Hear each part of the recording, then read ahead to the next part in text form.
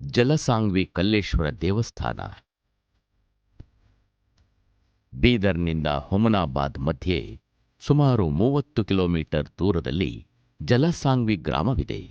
ಇಲ್ಲಿ ಅಭೂತಪೂರ್ವ ಶಿಲ್ಪಕಲಾ ವೈಭವದ ಕಲ್ಲೇಶ್ವರನ ದೇವಸ್ಥಾನ ಕಂಡುಬರುತ್ತದೆ.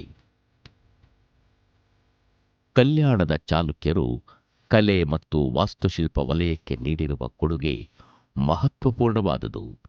ಅವರು ಬಿಟ್ಟು ಹೋಗಿರುವ ನೂರಾರು ದೇಗುಲಗಳು, ವಿಗ್ರಹಗಳು, ವೀರಗಲ್ಲುಗಳು ಮತ್ತು ಮಹಾಸತಿ ಕಲ್ಲುಗಳು ಇದಕ್ಕೆ ನಿದರ್ಶನ.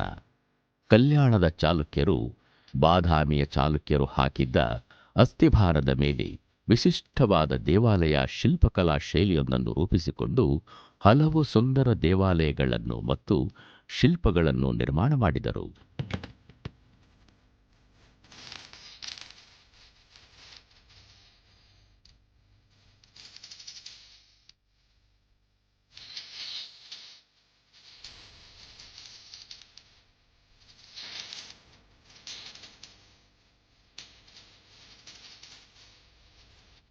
ಶಿವ ದೇವಾಲಯವಾಗಿರುವ ಇದನ್ನು ಸ್ಥಳೀಯರು ಕಲ್ಲಿನಿಂದ ನಿರ್ಮಿತವಾದ ಅದ್ಭುತ ದೇಗುಲ ಇದಾಗಿರುವುದರಿಂದ ಇದನ್ನು ಕಲ್ಲೇಶ್ವರ ದೇವಸ್ಥಾನ ಎಂದು ಕರೆದಿರಬಹುದು.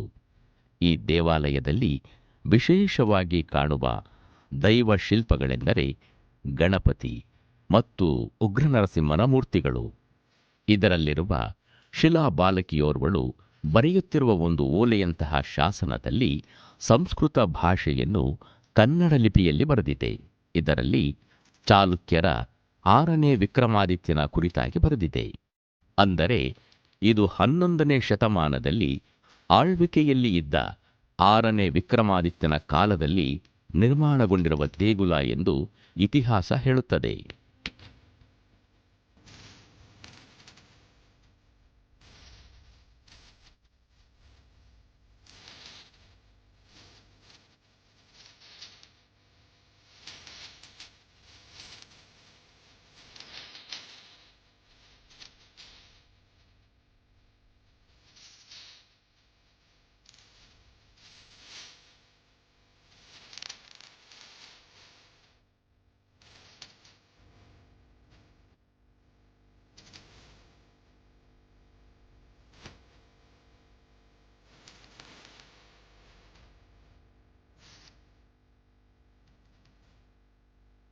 ಈ ದೇಗುಲವು ಚಾಲುಕ್ಯರ ಕಲೆ ಮತ್ತು ವಾಸ್ತುಶಿಲ್ಪದಲ್ಲಿ ನಿರ್ಮಾಣಗೊಂಡಿದ್ದರೂ ಇದರ ಮುಂಭಾಗದ ತ್ರಿಕುಟ ಪೂರ್ತಿಯಾಗಿ ಉಳಿದಿಲ್ಲ. 6ನೇ ವಿಕ್ರಮಾದಿತ್ಯನು ಕಲ್ಯಾಣ ಚಾಲುಕ್ಯ ವಂಶದ ಅತ್ಯಂತ ಶ್ರೇಷ್ಠ ದೊರೆ. ಶೂರನಾಗಿ, ಸಾಹಸಿಯಾಗಿ, ದಿಗ್ವಿಜಯಿಯಾಗಿ, ಕಲೆ ಮತ್ತು ಸಾಹಿತ್ಯಗಳ ಮಹಾಪೋಷಕನಾಗಿ ಇವನ ಸಾಧನೆಗಳು ಮಹತ್ವಪೂರ್ಣ. ಇವನು ಅಧಿಕಾರಕ್ಕೆ ಬಂದ ಕೂಡಲೇ ಹೊಸ ಶಕೆಯೊಂದನ್ನು ಆರಂಭಿಸಿದ ಪ್ರಖ್ಯಾತಿ ಇವನದು. ಅದು ವಿಕ್ರಮ ಶಕೆ ಅಥವಾ ಚಾಲುಕ್ಯ ಶಕೆ ಎಂದು ಹೆಸರಾಗಿದೆ. ಇವನ ಕಾಲದಲ್ಲಿ ನಿರ್ಮಾಣವಾದ ದೇವಾಲಯಗಳು ಹಲವಾರು. 6ನೇ ವಿಕ್ರಮಾದಿತ್ಯನ ಸುಮಾರು 50 ವರ್ಷಗಳ ಆಳ್ವಿಕೆ ಕರ್ನಾಟಕ ಇತಿಹಾಸದ ಒಂದು ಸುವರ್ಣ ಅಧ್ಯಾಯ.